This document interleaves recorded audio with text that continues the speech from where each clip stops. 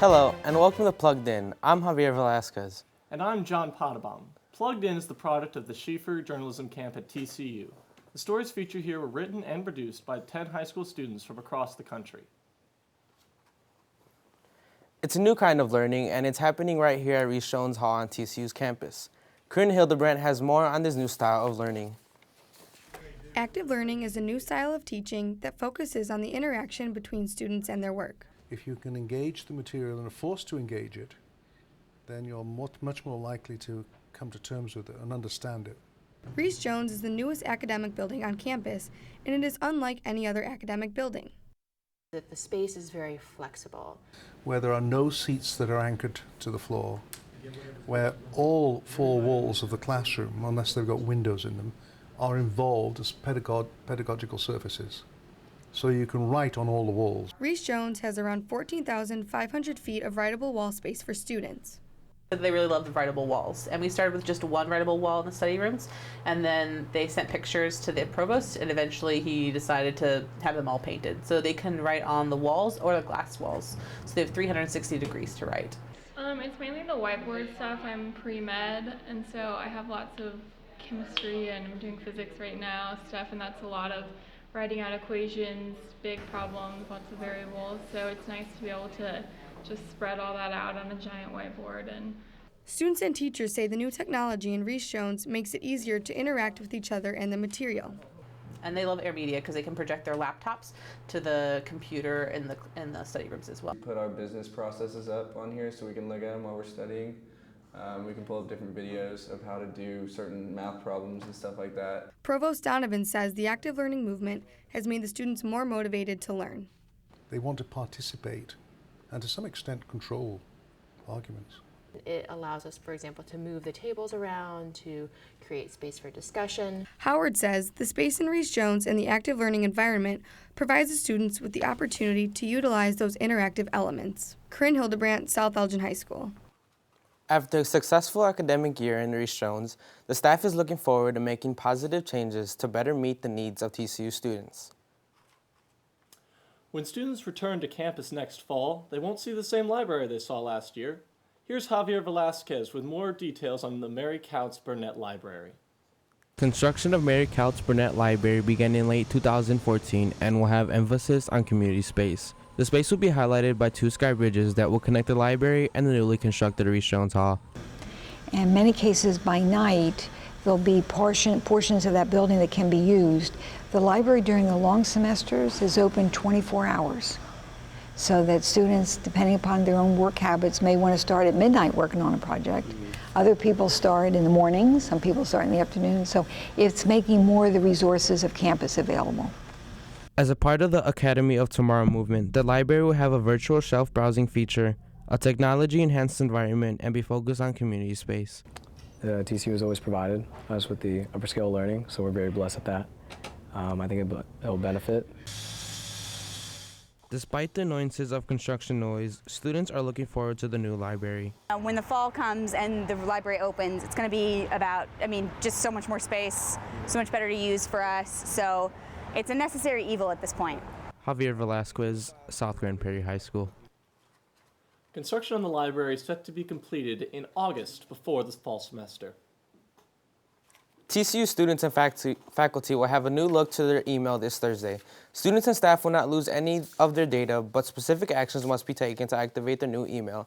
The new email system, Office 365, includes many features that some say will improve multitasking. The IT support help desk will be available to assist students and staff throughout the transition. For more information, visit tcu360.com. Social media is changing the state of journalism. Kenyon Robinson shows us how it is giving reporters a new way to reach their audience and share breaking news. Popular social media sites like Twitter and Facebook continue to transform the world of journalism. Many journalists in the United States use social media to promote themselves and to share their news stories. More than half of U.S. journalists use social media to gather information for reporting stories. More than 70% use social media to keep track of competition and reports of breaking news. Fox 4 producer Lexi Cruz came to speak to high school students during a workshop at TCU. Cruz shared her experiences as a journalist with the students. how has social media changed the face of journalism? On social media, you can follow and get information and stories that you want. So it's really catered to you.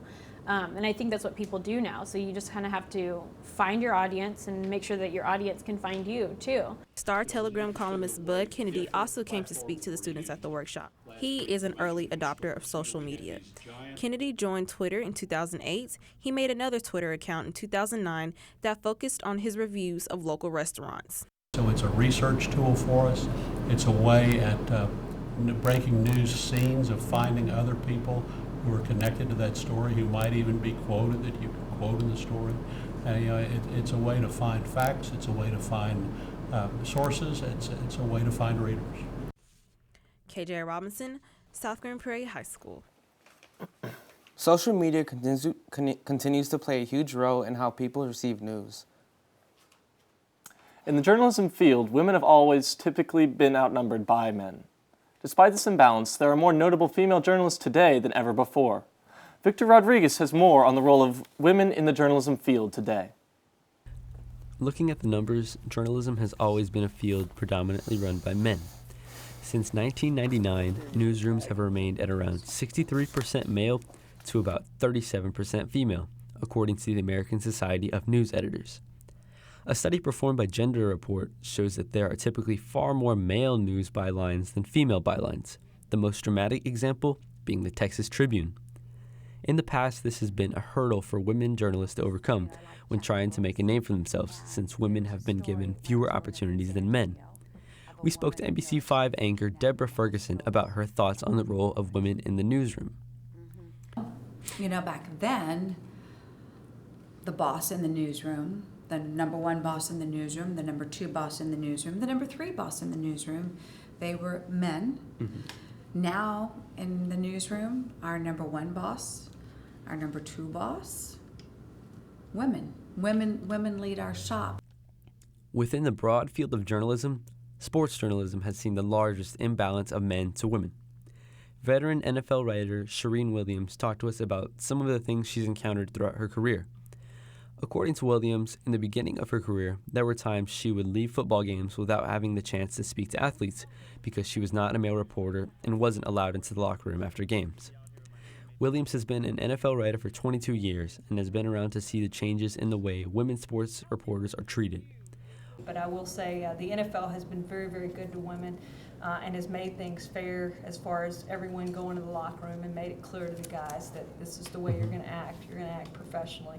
And they do. I've never had a problem since I've been covering the Cowboys in 1999. I've never had a problem in that locker room. Williams has been an NFL writer for 22 years and has been around to see the changes in the way women sports reporters are treated. Although women are still outnumbered by men in the journalism field, there has been a steady rise in notable female journalists. Victor Rodriguez, the Design and Technology Academy. Studies done by the Gender Report show that although women are the minority in journalism, the United States has more female journalists than any other country. The Frogs' journey in Omaha has come to an end. TCU beat LSU in both games they played against the Tigers, but couldn't pull through in either game against Vanderbilt. The Frogs looked strong in their first game in this year's College World Series against LSU, winning 10-3 with a stunning performance from their pitching staff.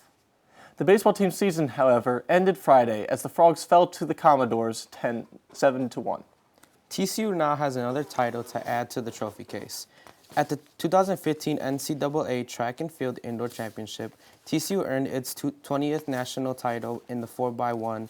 The honored Frogs also competed at the Outdoor Championship, qualifying in 7 events. On Thursday, TCU will head to the 2015 USA Track and Field Junior Outdoor Championships.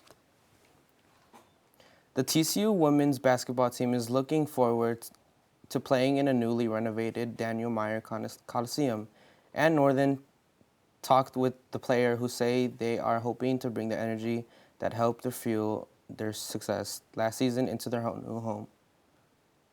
TCU women's basketball players say they are excited to bring the new energy they had in the Rec Center last season into the newly renovated Daniel Meyer Coliseum.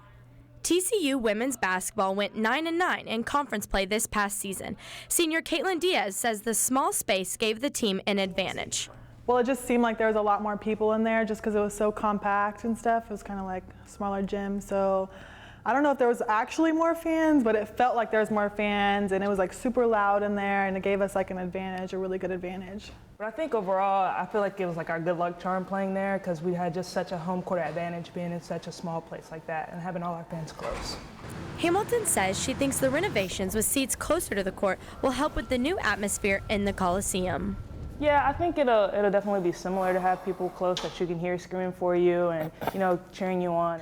The transition from the rec back into the Coliseum will be different, but Diaz says the team is excited for this transition. I hope that all the fans from there would come and see us play in here. I think they will actually, since we had such a good fan base in there. I think they'll actually come and watch us in the new arena. Ann Norton, Cassidy High School. The women's basketball team is scheduled to play their first game in the new Coliseum this November. The new Daniel Meyer Coliseum is scheduled to be open in October, right before the basketball season begins. Ross Bailey says the $45 million renovation has been delayed due to the amount of rain at the beginning of the summer. Construction workers are now working around the clock, and most Saturdays and Sundays to get the job done. After the break, we will discuss how TCU is helping first-year students for the upcoming school year. And we will reveal the truth behind the beloved Horned Frog at TCU. Look around you. This is what opportunity looks like. For the dreamers, the doers, for those who exceed expectations. The path you follow is the one you make for yourself. We share these experiences. We share these possibilities. What you take from here will stay with you, always. Opportunity is waiting. Let's get started. Welcome back. The TCU Admission Office anticipates the incoming class of 2019 to have a record number of students enrolled, says the Dean of Admission, Ray Brown. While the enrollment number will not be finalized until the fall, TCU is expecting about 200 more students than they originally planned. Brown says he thinks as TCU gets more attention to football, the student interest in TCU will only continue to rise. Another school year is quickly approaching, and high school students are getting ready to apply for college. John Potterbaum talked with admissions to hear their suggestions for the application process. High school seniors agonize over the college application process. Since the college decision is so life-altering, students pigeonhole themselves into believing their application needs to be spotless. Those applying to TCU are no different. Dean of Admissions Ray Brown offers his best advice on how to alleviate the pressure, such as maintaining your strength of schedule throughout your senior year. If you're looking at a selective, and certainly highly selective schools, you want this kind of trajectory. You want this kind of trajectory. You want toughest courses every year and straight A's every year. But failing that, this is what you want. You don't want to go this way. Bad news. Application deadlines are important to track. Early Action and the binding early decision are November 1st, with Early Action 2 coming January 1st and final deadline February 15th. Apply early. This year we had probably, maybe 20 valedictorians who did not apply early, who applied in our final reading period, who didn't get in.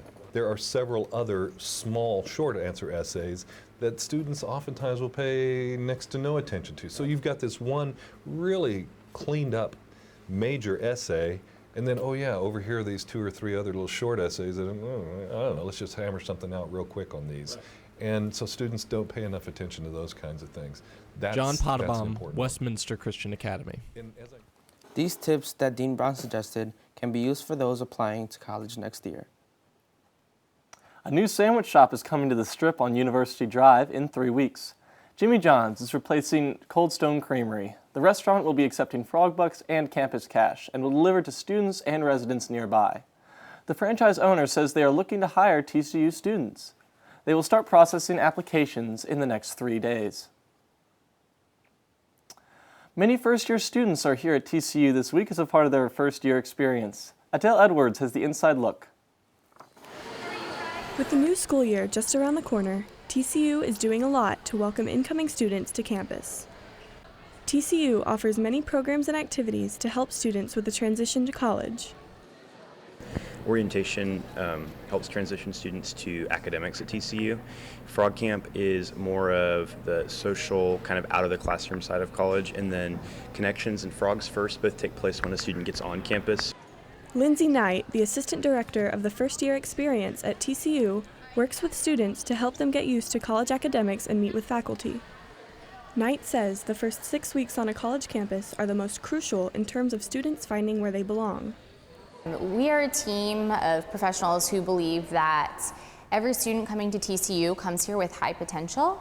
What they do, who they meet, and how they think determine what we become as an institution and what we become as a campus culture. The first year experience, or FYE, provides students with the opportunity to meet with professors in their major, learn about the registration process, and help them become comfortable with staying on campus.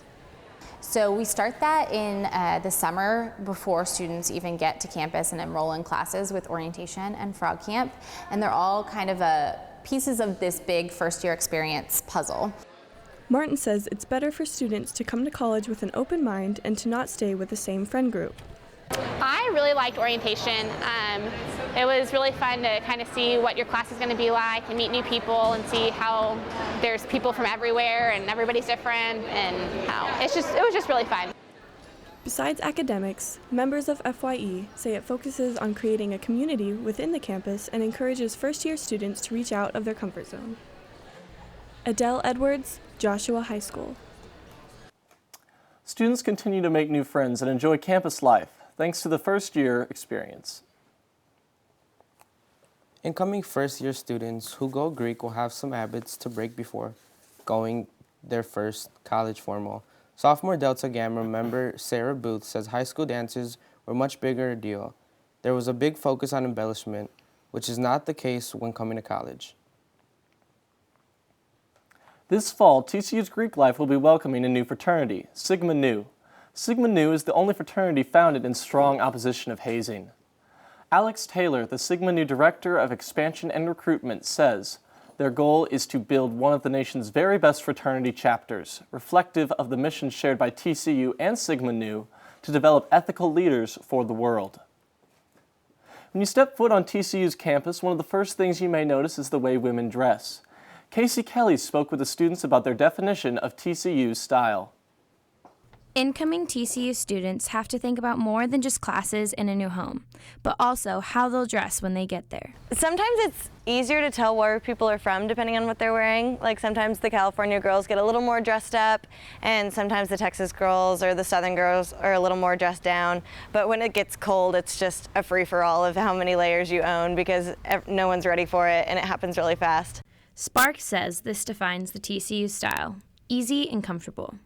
Everybody here seems to dress in a pretty preppy style, but then it also has the sort of Southwestern trend to it as well. They're kind of more laid back, but still like the boots and all of that kind of thing I really like. I still don't get the whole Texas style with like the big t-shirts. I don't know that yet, but I need to do that. Most of the time it's like leggings and tennis shoes and t-shirts. Sparks says that the TCU style is whatever is most comfortable to the student. Casey Kelly, Santa Fe Christian High School. Incoming students also say that they have one less thing to worry about with the easy, comfortable TCU style. The Trinity Shakespeare Festival is on TCU campus, the Bushman and Hayes Theater of Ed Landreth Hall. The production includes professional and student actors. Tickets are $25 for adults and $20 for seniors. TCU students and staff, the last show are on June 28th. Playgoers have an option to see Lovers, Labor's Lost or King Lear, a comedy or a tragedy. With TCU's latest trend of campus additions, the sundial was completed earlier this spring, with it being kept a secret until its revealing. Alex Vigo sheds light on the mystery behind the new sundial. If you're strolling down University Drive, you might notice the new addition outside Walsh Performing Arts Center, the TCU sundial. The man who donated this sundial he's actually an alum from Notre Dame. He engaged a man called Will Andrews, and he's the world authority on sundials. The sundial is made from a black rock called gabbro that the maker Andrews chipped away, showing the white surface. Andrews is the creator of all the longitude dials in the world. He designed this Notre Dame sundial, and his wife happened to be a Horned Frog alumni, and she said, "It's a pity you can't do something for my university. You've done something for yours." He thought about it and he thought, yeah, I can do something for TCU. This dial took more than a year to construct and was kept a mystery to TCU students. After the construction, the sundial was finally unveiled on May 5th, 2015. What I have noticed is that students like to have their photographs taken by it. They look at it and puzzle about it, but I'm not sure they really understand it yet. Sunday, June 21st, marked the summer solstice. TCU geography instructor Jeffrey Rowett talked about how the sundial can be used. This wire is, or stick is called a gnomon, and the sun throws a shadow down on the sundial. The sun rises, of course, in the east and sets in the west, and as the day progresses, the sun moves across the sky in a giant parabola. And as the sun moves in that parabola, the shadow on the sundial changes, and that way you could tell time. Alex Figos, Lake Forest High School. Rowett says the sundial won't be recalibrated for 1,000 years. This means it is one of the most accurate clocks in the world. The sundial will continue to be a rare sight to be seen on TCU's campus for years to come. Many people connect the horned frog to TCU's mascot, Super Frog. This small reptile was first introduced to campus in 1896, but many students never fully understood the reason why. Taylor Stiff went to find the truth on how this mascot was created. TCU's mascot history is often misunderstood and unknown to students due to the many rumors and tales of its creation. They tell you a little bit about it in the tours. I know it's really poisonous and spits blood out of its eyes, which is awesome, but I don't know anything more. And the horned frog is not a mascot for other colleges and stuff, and so we're the only one that has the horned frog as our mascot. So I know that has to do partly with it, I think. Legends of TCU's mascot creation include horned frogs covering a football field to choosing a yearbook theme. The real story of how TCU chose its unique mascot is actually not as interesting as one may think, says Dr. Don Mills. The true story is that Colby Hall, who was a student in the original class at TCU, in the 1890s, he was the dean, and they needed some nickname for their football team, which had been called the Fightin' Preacher Boys. And he picked Horned Frog. They wanted it to be different. They did want something that represented Texas and the Southwest. And a horned frog, you know, it's localized to the Southwest. It's a very unique creature.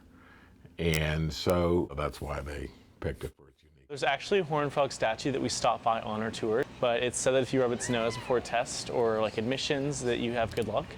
So we encourage students to do that on their tours and also before tests and things like that. To me, it's special because we're the only university in the world to have it as our mascot. So when you see a horned frog, you immediately think TCU. So I know there's a lot of other schools that have common mascots, and so for TCU, it's special to have the horned frog reserved just for TCU's. While legends and stories still spread throughout the campus, pride for the horned frog is sure to remain the same in years to come. Taylor Stiff, Coppell High School. It's pretty cool how it evolved to what it is right now, right, John? Oh, definitely. I will definitely be rubbing that nose before my next broadcast. I love the university's desire to be unique. That's really special. I love that. That's all we have for you today. For more information about Plugged In and the Schieffer Journalism Camp, visit our website at tcujournalismworkshop.com. Thanks for watching, and you stay classy, Fort Worth.